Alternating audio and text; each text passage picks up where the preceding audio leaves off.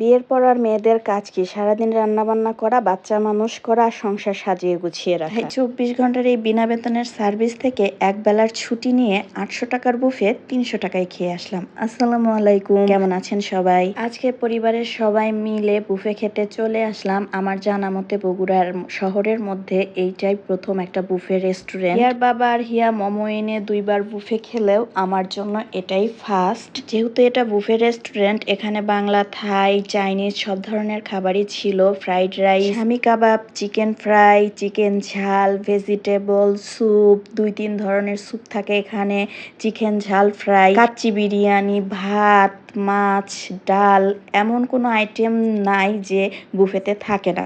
কোনো বুফেতে তো 300 ধরনের আইটেমও রাখা হয়। তবে এখানে যতগুলো আইটেম আছে এগুলোই আমার কাছে বেশি মনে হচ্ছিল। জানি না সবাই বুফে আসলে কিভাবে খায়। নির্দিষ্ট কয়েক ঘন্টা